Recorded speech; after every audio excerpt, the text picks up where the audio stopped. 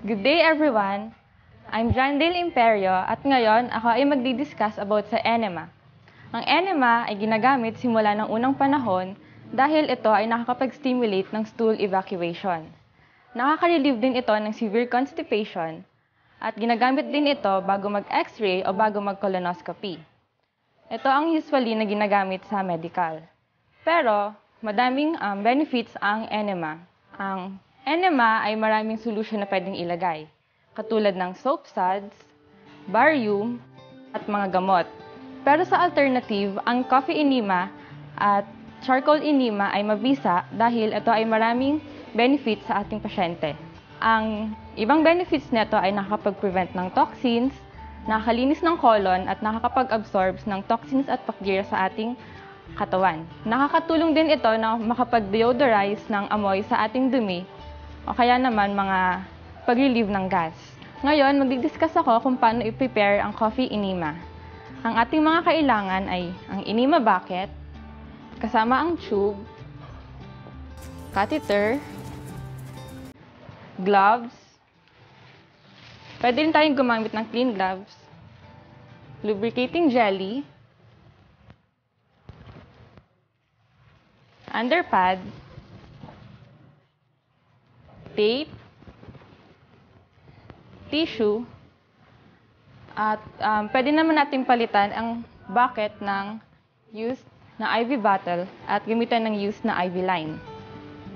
At syempre, ang ating pinaka-main ingredient, ang tubig na may charcoal. Ang charcoal na nilagay namin dito ay 1 kutsara lamang. At lagi nating tandaan na ang tubig ay dapat lukewarm or maligamgam.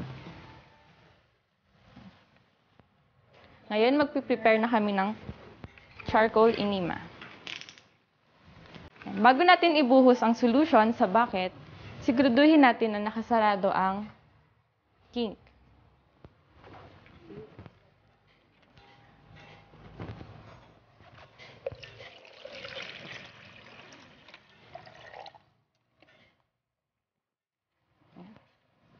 Para sa mga bago lamang, pwede tayong mag-try ng kahit 100 ml or 300 ml.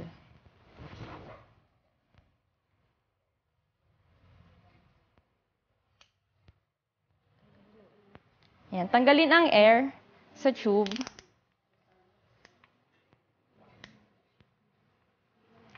At i-connect sa catheter.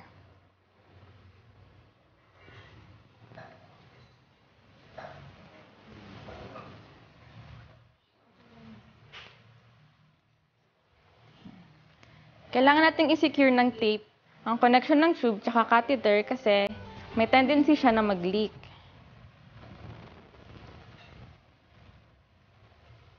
Ayan. Tanggalin ulit ang air.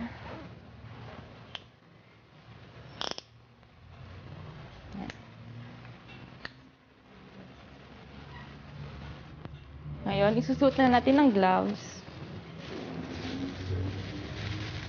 I-prepare ang underpad. Ang underpad ay ginagamit para hindi kumalat yung solution or baka in case na magdumi yung pasyente habang hindi pa tapos, hindi siya kakalat sa bed or sa linen. Sunod, maglalagay tayo ng lubricating jelly. Konti lang, kahit maliit lang yung butas para pwede pa natin gamitin ulit. Ito.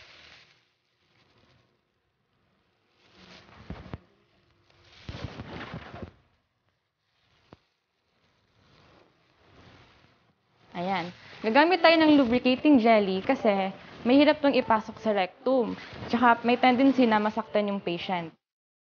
Ngayon, ready na tayo mag-insert.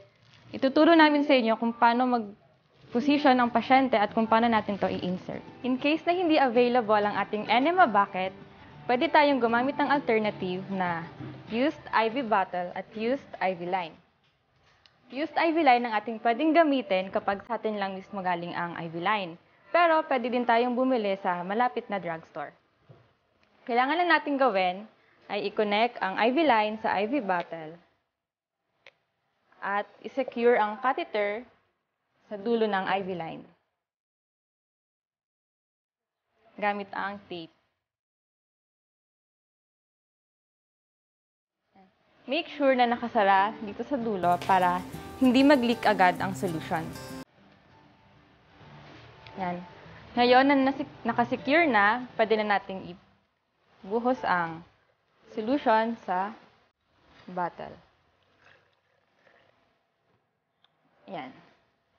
At syempre, kailangan nating i-prime para matanggal ang hangin. At check kung patent ba. Yan. Yan. Kapag na-check na natin ang patency ng ating line, pwede na natin gamitin ang ating improvised enema bucket. Ngayon, ready na tayo mag-administer ng enema. So, ayan. Ngayon, ituturo ko sa inyo kung paano i-position ang patient.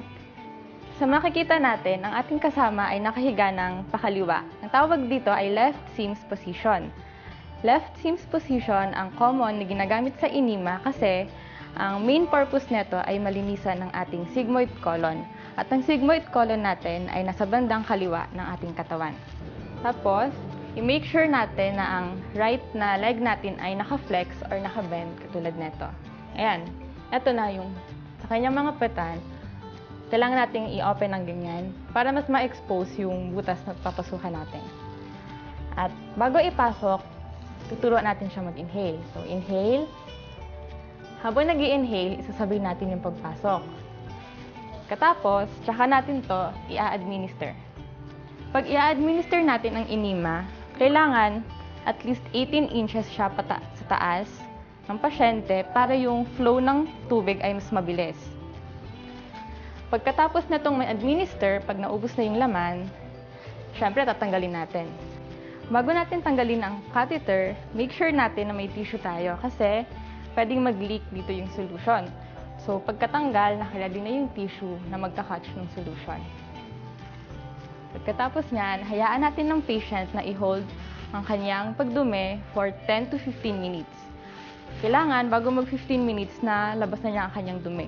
So, yun lamang ang aking madidiscuss about sa charcoal enema.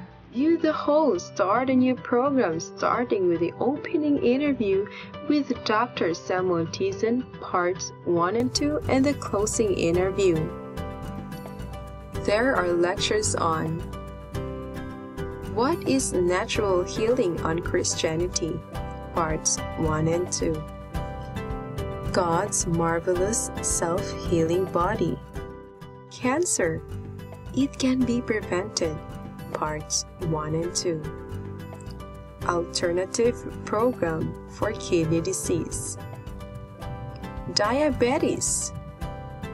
Whys and hows of detox. Learn about modalities used for healing such as body massage, hot stone massage, Ventosa, charcoal pack, charcoal wrap, enema, and facial clay treatment. A video demo on how to prepare concoctions is also available. Watch the question and answer section recorded before a live audience. And enjoy the bonus sections on medical missionary work also recorded before a live audience. Thank you, and may God keep you in good health.